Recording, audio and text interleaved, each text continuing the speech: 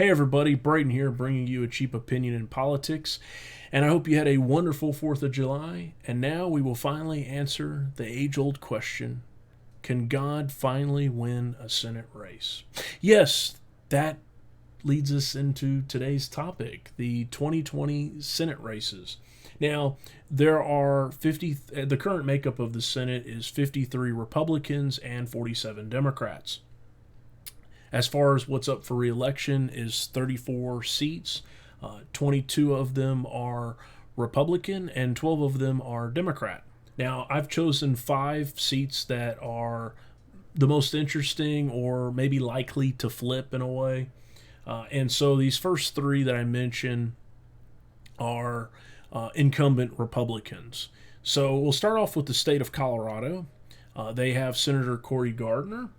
He's represented that state since 2014, so he's basically a first-term incumbent seeking that second term. And he's been lucky. The toughest challenger from the Democrats has decided to go run for president.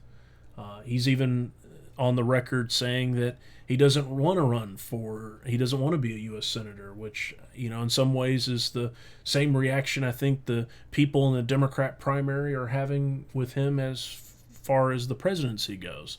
So there are still other Democrats that are in the primary that are running. With that said, Senator Cory Gardner, probably his vote for Trump care could end up bringing him down in that state. Trump lost in Colorado by a few percentage points. Colorado's kind of like Virginia; it's trending more Democrat.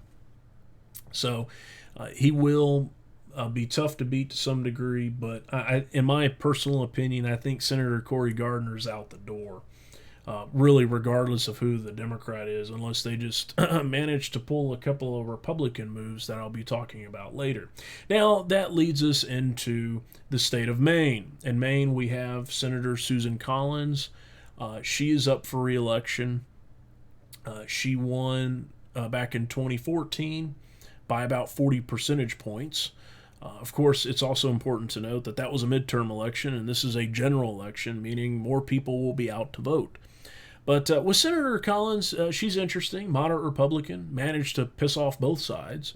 Liberals, it's typically her vote with Brett Kavanaugh, who was voted on to the Supreme Court. And with conservatives, it's typically with Trump care. So, in my opinion on that, I think that she will probably get reelected. I don't really see her heading out the door, and that's as far as Maine goes. It will be a tough fight. There are some Democrats that have come forward and will in the race against her, so we'll have to wait and see. Now, the final state is, out of those first 3 with incumbent Republicans, has with Senator Martha McSally. Now, Senator McSally, it's important to note that she was appointed to this Senate seat, and so she's really, in a way, she's kind of running for her first term as a senator, as a Republican senator. But she has the challenge of Scott Kelly, who is an astronaut, and his wife was also in Congress, and so in a way, kind of has a understanding. They have an understanding of how to run a campaign. This is going to be a tough election. Trump won the state in 2016, but he only won it by a few percentage points. See, that was an earlier when I had it mixed up with Colorado there for a minute. So that being said, I'm kind of with a lot of other people. Put this one in as really, flip a coin. Who really knows who's going to win in this one? Senator Martha McSally's going to have a tough fight in this one, though. Scott Kelly will be tough to beat, and we'll have to just wait and see what happens. But personally, on this one, I'm unsure of who I think would win. Now, as far as going from Arizona, we have to then lead into a very interesting race. Not the most interesting one, but we get to talk about Kansas, and we get to talk about a man by the name of Kris Kobach. Now, Kris Kobach, if you're wondering who that is, I have a picture of him. He's above me, shaking hands with Trump. That's Kris Kobach. Now, Kris Kobach is a former Secretary of State, former Secretary of State for Kansas. So he's run statewide before. His two big things are typically fighting voter fraud and immigration. That's pretty much him. Him and Trump are very close. In fact, so close that when it came to the investigation of the 2016 election, Kris Kobach was put in charge of that commission. Sadly, it became inconclusive, so we're still waiting on that part.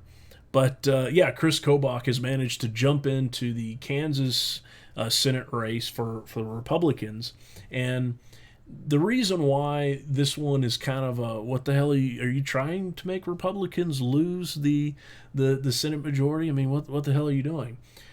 Because this is a guy that ran for governor of Kansas back in 2018, but sadly he ended up losing to a Democrat, and so now a Democrat is governor in Kansas. I mean, to put in that perspective, a Democrat hasn't won a statewide election in Kansas in almost over a decade. So that's a first. Kris Kobach, though, barely defeated in 2018. He barely defeated the Republican primary favorite that was going to run for governor. So, and as far as Kansas goes, it has really to do with that Kansas is really shifting away from more conservative candidates. I think the whole Kansas experiment with Governor Brownback has really left a bad taste of ultra-conservative for a lot of Kansans. So they're looking to more moderate Republicans or even Democrats if that's the last resort, it seems. But who knows? Maybe though Kansas voters couldn't accept Kris Kobach as their governor, maybe they'll accept him for U.S. Senator. Now we end with, oh my God, it's already 7 minutes. I'm trying to hurry. The final Senate race is personally my favorite. It's a matchup we've seen before. And it's really another matchup that could happen. Who knows? We'll find out. So it's an incumbent Democrat in the state of Alabama. Now, mind you, Alabama, let me just explain for a minute how Republican Alabama is. Trump won in Alabama back in 2016 by over 20 points, but yet there's a Democrat senator up for re-election. How the hell did that happen? Well, that leads to this picture that's to the side of me. The guy on the left is Doug Jones. He's the Democrat. The guy on the right is Roy Moore. Now, Roy Moore is, how do I best sum it up? Roy Moore kind of convinces you that he was at the Last Supper. Okay? Meaning very, very big social conservative. That's him in a nutshell. God has ordained me to run to be a senator for Alabama. And that's Roy Moore in a nutshell. He has won statewide before.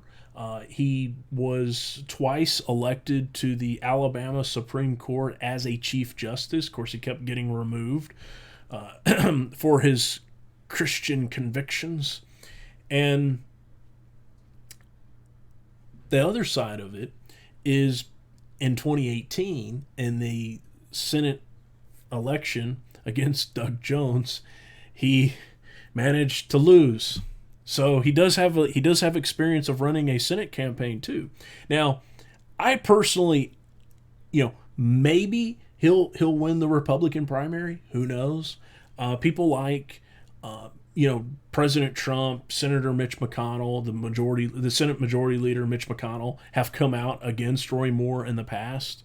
A lot of conservatives have difficulty of voting for Roy Moore, and of course, now the question I have for them is really how can you vote against God? Really, is this what it's coming to?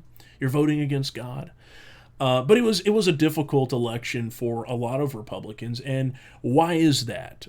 You might be asking yourself that question. Well, it just so happens that Roy Moore has a little problem with the ladies.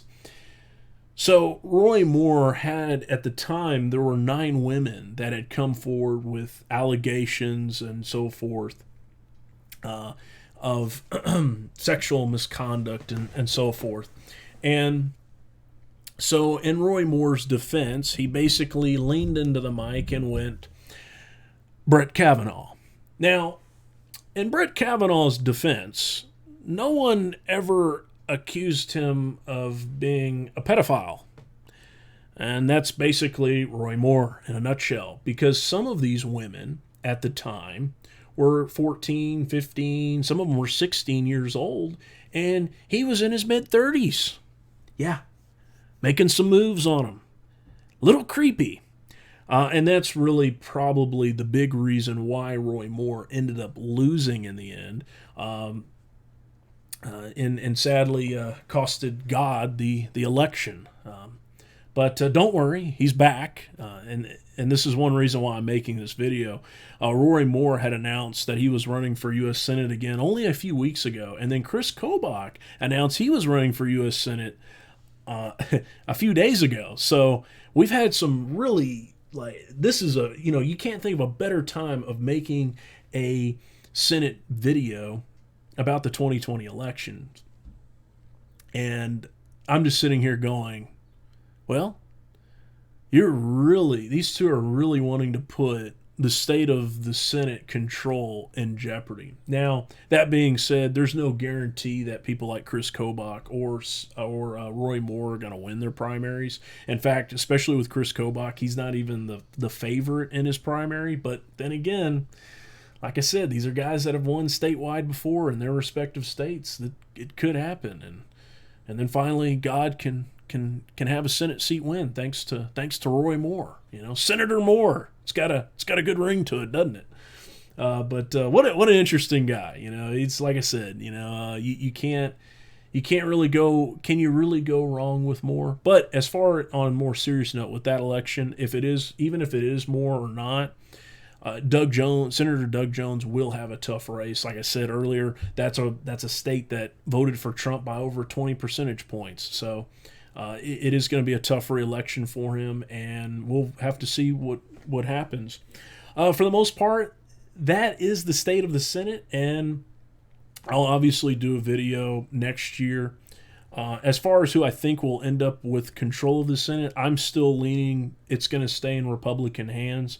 We'll have to wait and see as we continue, because remember, we're still really far out from 2020. But I still think that we will have a Republican Senate. That being said, I will leave you with that, and this has been your reality of the world.